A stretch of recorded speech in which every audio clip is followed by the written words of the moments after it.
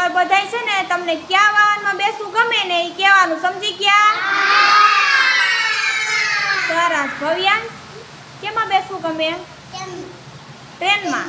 સરસ. તને? ગાડીમાં. સરસ. તને? ટ્રેનમાં. સરસ. તને? બસમાં. સરસ. તને? રેલગાડીમાં. સરસ. તને?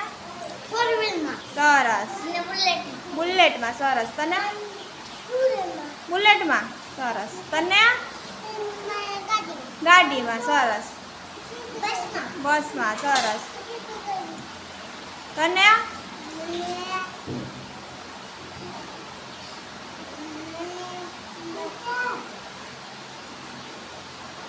ક્યાં વાહનમાં બેસવું ગમે?